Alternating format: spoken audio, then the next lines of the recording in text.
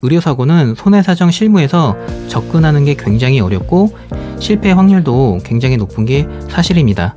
그 실패 확률을 조금이라도 줄이려면 반드시 경험치가 많은 전문가와 상담을 하셔서 도움을 받으시기 바랍니다.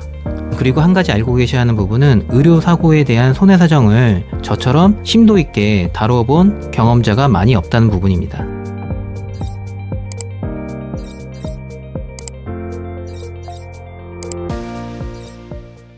안녕하세요. 손해사정을 이야기하는 손사톡 김영균 손사입니다. 오늘 제가 준비한 컨텐츠를 말씀드리기 앞서서 컨텐츠와 관련된 저의 경력을 짧게 소개하고 시작하겠습니다. 저는 과거 보험사 측 손사법인에서 근무를 했었는데요. 가장 많이 처리했었던 사건이 바로 의료사고, 즉 의사배상책임 보험입니다. 그동안 처리했었던 사건 수만 역산을 해봐도 2,300건 정도는 되겠더라고요. 사건 수가 이렇다 보니 제가 그동안 만나본 의사와 환자 수만 해도 좋게 2,000명은 넘겠죠. 제가 어느 특정 분야 진료과만 한 것도 아니고 로컬부터 대학병원까지 의사, 한의사, 치과의사까지, 특히 의사는 진료과가 엄청 다양한데 거의 모든 진료과를 다 경험해 보았어요. 그래서 저의 가장 큰 장점은 의사의 입장과 환자의 입장, 너무나도 대립되는 그들의 입장을 너무나도 잘 알고 있다는 부분입니다. 이 정도면 제가 의료 분쟁에 대한 정보를 그 누구보다 현실감 있게 말씀드릴 수 있는 자격이 된다고 생각해요. 이 의료 분쟁은 워낙 광범위해서 사실 제가 말씀드릴 컨텐츠가 많습니다. 그래서 차후에 의료 분쟁 분야에 대해서는 꾸준하게 시리즈로 영상을 업로드할 예정이에요. 오늘은 의료 분쟁에 대한 첫 시간이고 해서 개괄적인 내용만 말씀드리도록 하겠습니다. 이 보험을 가입하는 사람은 당연히 모두 의사이고요. 의사가 의료 행위 중에 의료 과실로 인해 환자에게 입힌 신체 피해를 보험회사가 대신 보상을 해주는 배상책임 보험입니다. 주의하실 건 단순하게 어떠한 의료 행위의 결과가 안 좋다는 이유만으로, 즉 부작용이 생겼다는 것만으로 의료 과실이 인정되거나 무작정 보상이 되는 것은 아닙니다. 객관적인 의료 과실이 입증되어야 하죠.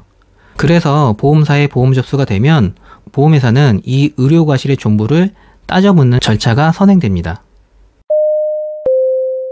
민영보험사 기준에서 말씀드리면 보험을 가입한 의사가 의료 분쟁으로 보험사에 사고 접수를 하면 보험사에서 직접 조사하는 것은 아니고 조사 업무를 위탁하게 됩니다.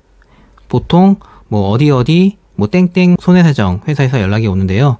그 조사자가 병원 측도 만나고 환자도 만나서 기본적인 쟁점을 파악하고 절차상 의료자문을 진행하게 됩니다. 의료자문이라고 하니까 왠지 거부감이 드시나요?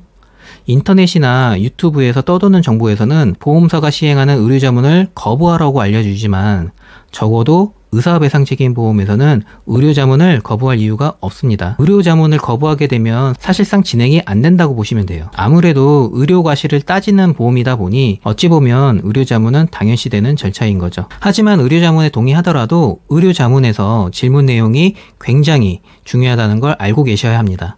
특히 의료 분쟁은 더더욱이요. 쟁점이 되는 사안에 대한 정곡을 찌르는 질문을 해야 하거든요. 근데 일반인들이 이 쟁점을 쉽게 파악하기가 힘들고 이걸 또 논리정연하게 질문 내용을 다듬기도 사실상 어렵습니다. 결과적으로 전문가 도움 없이는 보험 조사자가 질문하는 내용에 따라갈 수밖에 없는 구조가 되죠. 현재 저 같은 경우는 의사배상책임보험을 수임하게 되면 이 의료자문 질의를 제가 직접 만들어서 담당자에게 전달해 줍니다. 혹시라도 피해자에게 유리한 질문이 누락될 수도 있는 것이거든요.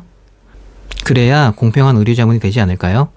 의료자문에 동의해서 진행이 되었다면 의료자문 결과가 의료과실이 없는 것으로 나올 수도 있습니다. 사실 이 경우가 많죠. 예컨대 불가피한 합병증으로 취급되거나 의사의 과실이 부정되면 당연히 최종 결과에 나쁜 영향을 미칩니다.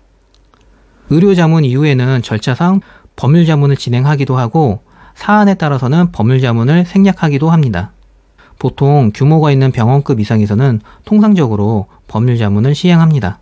법률자문은 보험사와 거래관계가 있는 변호사에게 의료과실에 대한 법적인 책임이나 책임 범위, 위자료 수준 등에 대해서 자문을 구하는 절차인데요. 이 단계에서 의료과실 유무와 손해액이 결정됩니다. 처리 시일은 짧게는 1, 2개월, 보통은 3, 4개월 정도로 처리 기간이 오래 걸리는 편입니다. 조사 결과 의료과실이 부정될 경우에는 사실상 보험 보상은 어렵게 되고요. 의료과실이 일부 인정되어서 보험사가 제시한 손해액에 병원이나 환자 모두 이견이 없으면 그렇게 합의 종결이 됩니다. 드물지만 환자는 합의를 하겠다는데 병원에서 합의를 거부하는 경우도 가끔 있습니다. 이처럼 어느 일방에서 합의를 거절하게 되면 현실적으로 보험 보상은 어렵게 됩니다.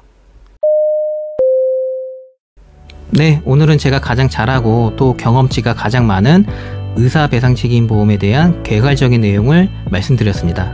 막바로 의료소송을 하시는 게 아니고 해당 병원이 배상책임보험에 가입되어 있다면 손해사정사를 통해서 적절한 도움을 받을 수도 있습니다. 의료사고는 손해사정 실무에서 접근하는 게 굉장히 어렵고 실패 확률도 굉장히 높은 게 사실입니다.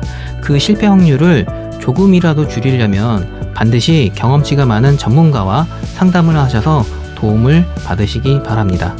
그리고 한 가지 알고 계셔야 하는 부분은 의료사고에 대한 손해사정을 저처럼 심도 있게 다뤄본 경험자가 많이 없다는 부분입니다. 만일 의료분쟁이나 의사배상책임보험에 대한 문의사항이 있으신 분은 고정 댓글에 나와 있는 연락처로 문의해 주시면 제가 친절히 상담해 드리도록 하겠습니다. 네, 제가 준비한 영상은 여기까지고요.